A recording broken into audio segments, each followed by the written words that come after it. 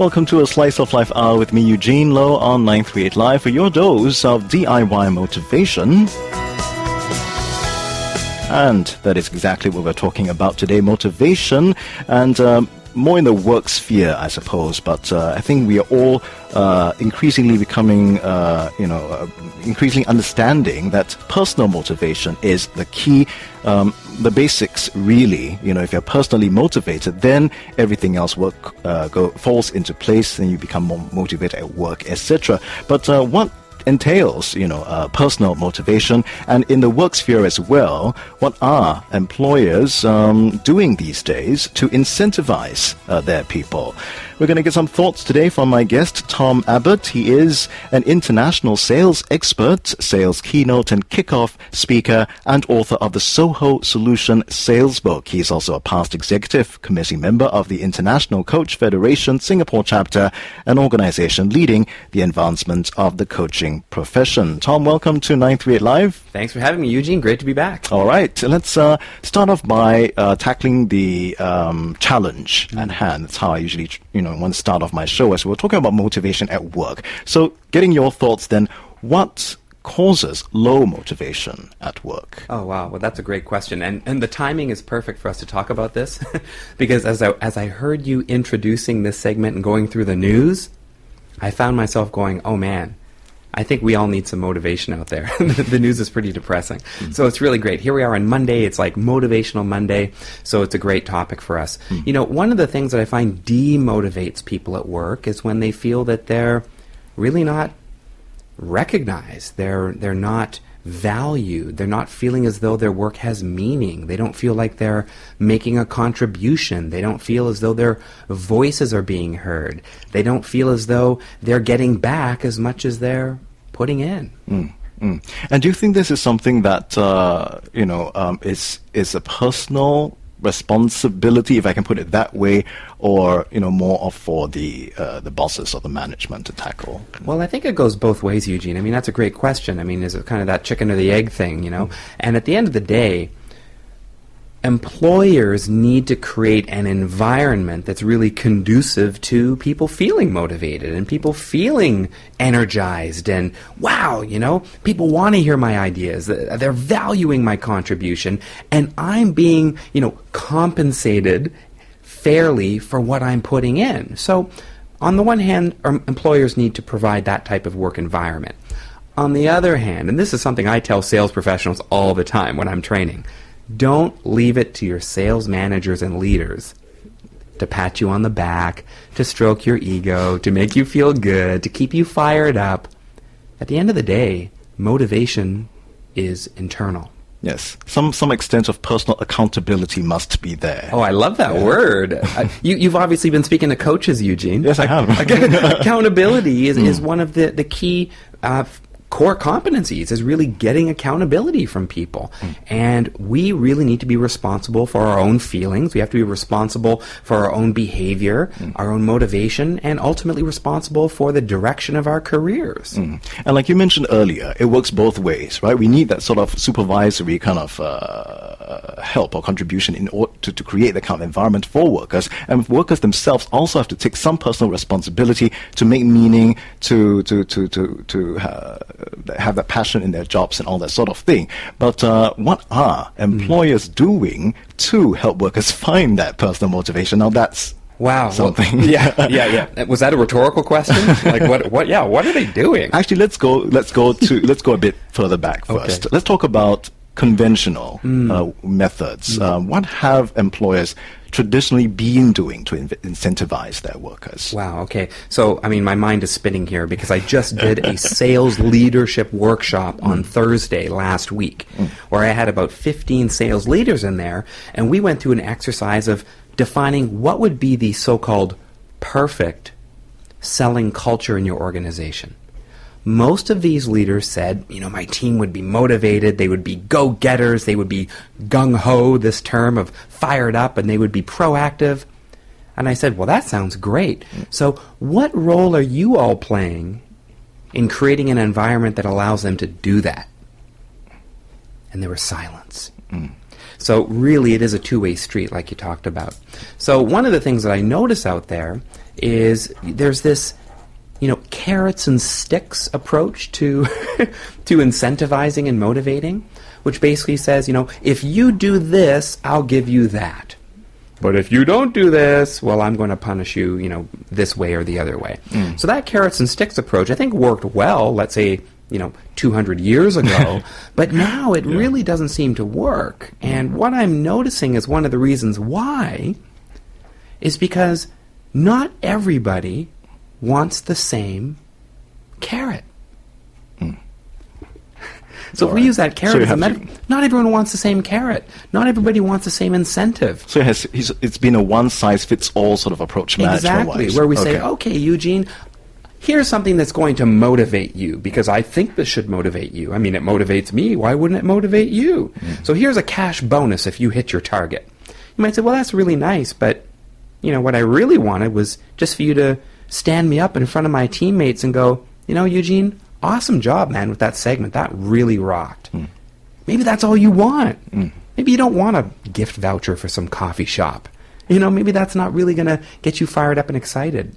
So I think what leaders need to do, or rather the problem or the challenge, is they have a one-size-fits-all approach to rewarding and incentivizing and so-called motivating staff. Okay. So these days then, the methods are changing. They're evolving towards more tailoring. Well, they need to. And the challenge is, how do we do that? I mean, I remember I was training a sales team a couple years ago, and they had this so-called Japan incentive trip. So if we as a team hit target, we're going to Japan. Right, okay. Now, I asked the team in confidence, do you want to go to Japan? Now, some people were like, yeah, man, let's go. And some were like, I'd rather go to Rome, or I'd rather go to New Zealand. So if you've got this team incentive where if you do well, you're all going to Japan, but what if I don't really want to go? What if I'd rather go somewhere else? What if something else is more important to me, like time off with my family? Then how motivated and incentivized will I be to actually help the team hit that goal if I really haven't bought in? We'll continue to chat with my guest today, more on that as well, how the role of managers is changing in this day and age. My guest is Tom Abbott, an international sales expert, sales keynote and kickoff speaker and author of the SOHO Solution, 21 Selling Strategies for Growing Your Small Business. And he's also a past executive committee member of the International Coach Federation, Singapore chapter, an organization leading the advancement of the coaching profession. More information over at sohosalescoaching.com. More with me, Eugene Law, on A Slice of Life R here on 938 Live. Staying motivated at work. Stay with me.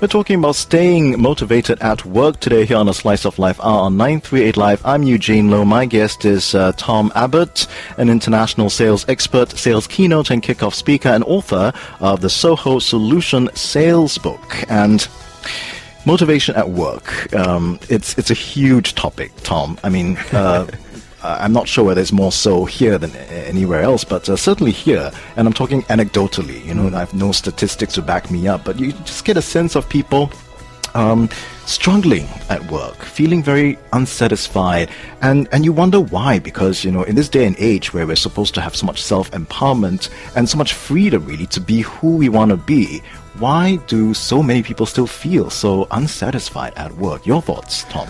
Wow, I mean, that's a deep one. I mean, we could do a whole hour on that. Yeah, but I'll tell let's. Yeah, right. I think, to be honest, it's a lot easier to put the blame externally, isn't it? I mean, it's a lot easier for us to point fingers and go, I would be happy if only people recognize me, if only I was getting paid more, if only I could do this, if only. And I'll tell you, we can live like that and really nothing will change. I mean, I meet a lot of people that go, someday I'll do this or someday I'll do that. And I say, well, look, I looked on the calendar and someday is not one of the days of the week. Yeah. And of course, we're not saying that everyone is whinging just for the sake of whinging. Of course, some people do have real difficulties. Right. But we're talking about people, there is a huge percentage of us, me sometimes on some days also, I feel, I don't want to do this on day. And it's ironic that in an age of so much freedom and opportunity, people feel like they don't want to do anything. Well, it's funny, and I cite this example quite often when I'm training sales teams. I go, look, you could have two equally skilled, equally trained sales professionals. One has a real positive attitude. I mean, man, they love what they do. They love the people they serve, and they love their product or service, and they feel like they're making a difference, versus someone who doesn't like customers, hates the product, gossips at work. They're just not happy. They don't like their products. They don't like customers. They complain about the state of the world, the state of the universe, the state of the economy, everything. Well, you've got two equally skilled, equally trained people. Well, that positive person's going to outperform and outsell that negative one every time. So if anything, if we change our attitude, you're going to improve your aptitude. Yes. You're going to get better at whatever you do. You're going to improve your product knowledge, your everything. Yeah. You bet. And I find that it's kind of one of these catch-22s. It's this spiral or this circle that's never ending. Yeah. If you've got a great attitude, you're going to get results. Yeah. And when you get those results, what's that going to do? It's going to improve your attitude. Yeah.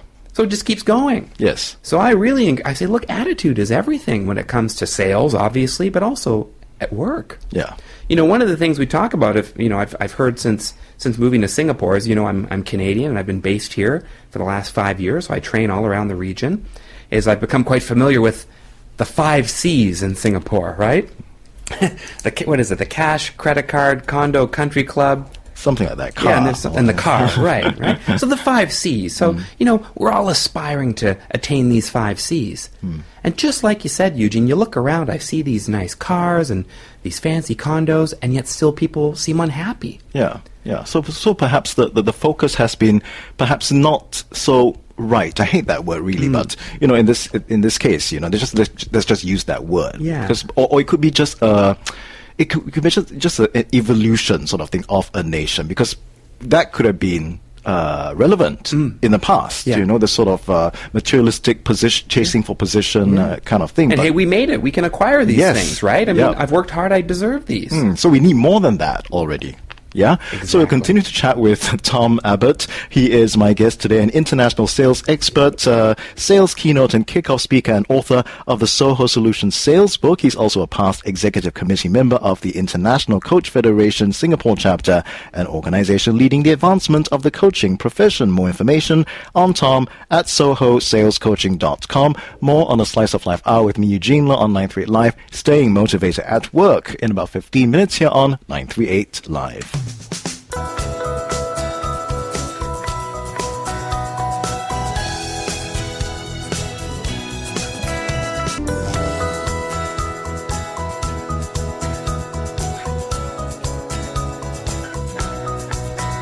Hello, this is a Slice of Life Hour with me, Eugene Lo, on 938 Live, your dose of do-it-yourself motivation at work.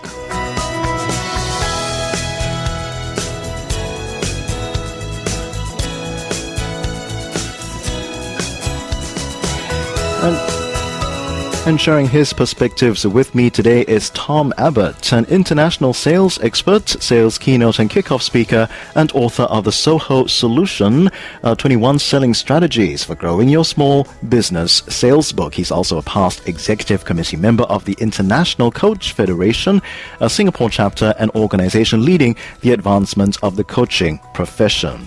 We talked about quite a bit, actually, Tom, earlier, and basically, you mentioned that, in order for a person to stay highly motivated at work, we need to feel valued. We need to get the kind of recognition, either from our bosses or, from elsewhere, really, our colleagues, even, our peers.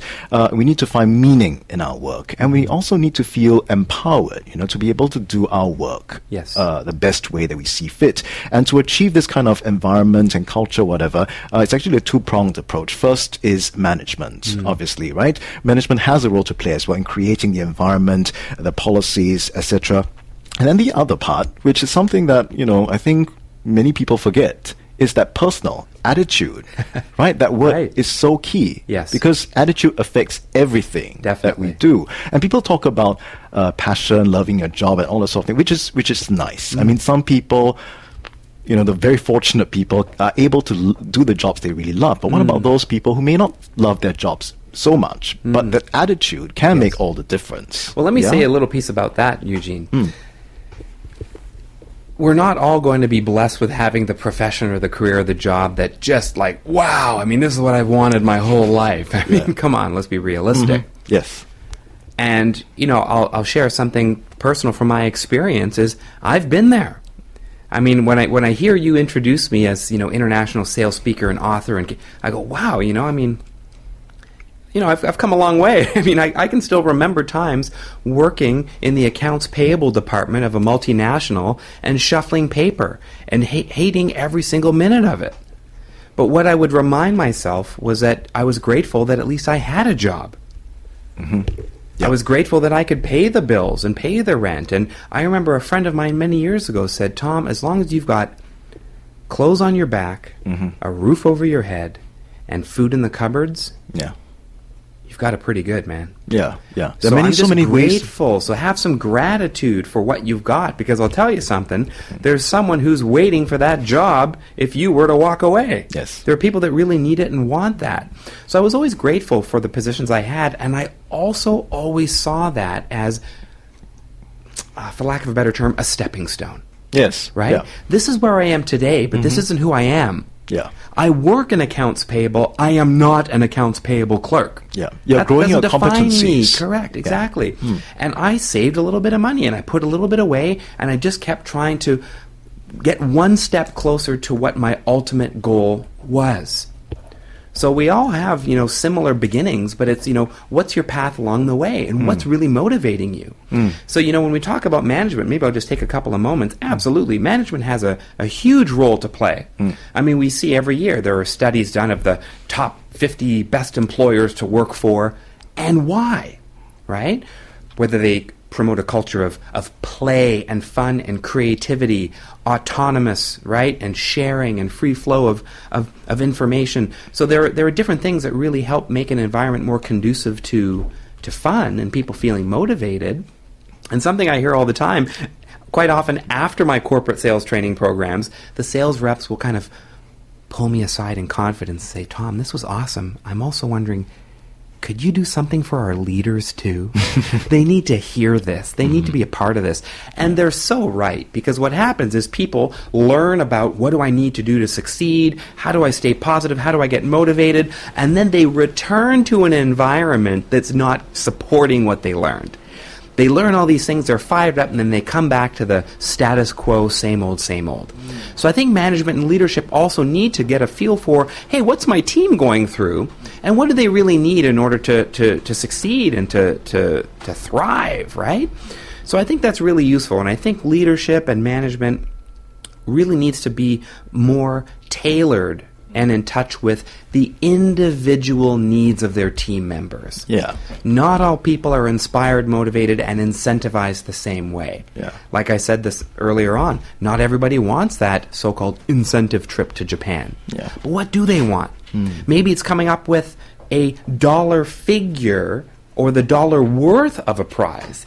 And say, hey, everyone on this team, you'll get $2,000 worth of something. You can do what you want with it. Maybe Eugene wants a big screen TV. Maybe he wants to go to Rome or New Zealand or where. Is there anywhere you'd want to go, Eugene? Yeah, plenty of places, but let's not talk about me. Okay. I'd like to You know just what I pick mean? up something that you said that Yeah. that really jumped out at me, that how, leaders really have to understand these things as well. And I realize how it all fits together, because you are in management, yes, but you yourself also need to have that attitude. You yourself also need to have the motivation that kind of like filters down. People can see, Yes. you are a role model, really. I love that. It's leading by example. Exactly. And if you're the you are- model. Exactly. And if you're highly motivated as a manager, again, everything else falls into place. It just happens because your heart is in the right place. I believe that. And I also believe that it really translates to all the people on your team. They say, wow, so this is what it takes to work here. Right? I need to be like this. It's almost like, when you see parents who are smoking and they tell their kids, don't smoke. I mean, we're not leading by example. People will do what you do, not what you say. So we really need to have more leaders that step up and value motivation. They value personal and professional development. They value expression and sharing and creativity, and they really see the importance of that. Yeah. And the uniqueness of their staff. And there are lots of ways that can be synergies and all, because these days employers are also realizing the need for this kind of motivation. In fact, in news just out, the WDA is sending more of their workers for free courses on motivation. Nice. They realize, and these are for lower income workers as well. They realize that it really boils down to that. If you motivate your worker on a personal level, then they will be collaborate better with their work colleagues. They'll do better work. It all makes sense that way. So people are realizing how that works. Let's get to that personal part then. For the final few minutes of the show, you have a couple of takeaways for us. For the worker who wants to take personal responsibility and up his motivation. Yeah, I love that, Eugene. So what can I do, right? We can't always rely on management and leadership to so-called motivate me. Yeah. And that's actually, I'm going to share 5 really quick tips on what everyone can do in the workplace to stay positive and stay motivated. And the first thing is we all have to realize that motivation is internal. Absolutely. People engage me, Tom, can you motivate my team? I say, absolutely not. I don't know your team, so how can I motivate them? But they know what motivates them, and motivation is really your motive for action. What gets you to take action? What gets you to do things? So I encourage people to realize that motivation is internal, so they need to find out what is their why. What's their personal why? Why do you get up in the morning? Why do you work so hard? Why do you struggle through these tough times? What's your why? Yeah. Now, sometimes I hear people go, look, Tom, I already told you the 5 C's. And I say, great. Why is that important to you? Oh, good question. So what's the why behind the motivation? Yeah. And that's where you really find the root of it. I mean, for many of us, it's like, I want to take care of my family. I want to make sure that they're well taken care of and provided for. My father, personally, he has Parkinson's disease. So I worry about him every day. So everything I do when I'm working hard is I want to make sure that I'm able to take care of him when and if I have to. Yeah. I've got a 9-month baby boy. I want to look after this kid and make sure he's got every opportunity available to him. Correct. And that's the thing, you see, once you've clarified the why you're doing this, and that's your main purpose, then, you know exactly what you're doing it for, and then the other things don't bother you so much. I was just going to say, Eugene, you won't care about these little nonsensical things. Yeah. It just doesn't matter. When you think about the big picture, why am I doing this? Yes. So speaking of picture, I would encourage everybody to put a picture on their iPhone or iPad or tablet of the people that they really care about and love, because that is probably why you're doing this. Yes. So motivation why. at work need not be work-related. Right. Yeah, it could be just that. It's the why you're doing this. At the end of the day. Correct. Yeah. And that's inspiring you, and that's keeping you going. Yes. So definitely find out what's your why. The second thing that I find really keeps people motivated is actually when they keep on learning. Yes. When you keep learning and reading, and you've got this learner's mind, this curiosity. I write about that in my book, to be curious in sales. We need to be curious at work. Yes. Hey, why do we do that? How can I learn more about that? How did you do that? Can you show me how? This is self-investment. Totally. Yeah. You know what? I love what you just said. It's self-investment. And that knowledge that you gain is portable. Yes, yes. You take it with you when Absolutely. you leave an employer. Yes. So you're investing in yourself. So keep learning. So many people go, oh, my boss sent me to a course. I go, no, you were able to go to a course. They invested in you. You had the benefit of going to a course. My goodness. So keep learning. That's a great way to stay motivated. Third tip, a great thing I find, is to set a small daily goal. Every day, just challenge yourself with something different. What can I do better or different today than yesterday? Yes, that's fantastic. I was going to go there. Goal setting at the very end of my list. But yes, that's so important, right? Because when you look forward to things, that's what keeps you going, keeps you motivated. And with each goal that you attain, you add to that value. Yes, what do I need to do today? Exactly. And quickly, the last two. One is hang around superstars. Hang around really motivated people. When you look around the office, you can see who are the winners and who are the whiners. Stay away from the whiners. They're just trying to pull you down. They're not going to help you. Hang out with winners and superstars. And finally, at the end of the day, don't count on leadership to pat you on the back. When you do a great job, reward yourself. I like that as well. All right. Thank you so much. It boils down to self, right? Self-attitude. Work on that self-attitude first before everything else. And that works for you as a manager as well. Tom, thank you so much for your Pleasure, insights Eugene. today. Thank you. Tom Abbott, my guest today on a Slice of Life Hour on 938 Live. He is an international sales expert, sales keynote and kickoff speaker, and author of the SOHO Solution sales book, also a past executive committee member of the International Coach Federation Singapore chapter, an organization leading the advancement of the coaching profession. More information on Tom at sohosalescoaching.com. And if you have something to share with me as well on the show, email me at eugene@mediacorp.com.sg. I'm Eugene Loh. This has been a Slice of Life Hour on 938 Live. Thank you so much for your company.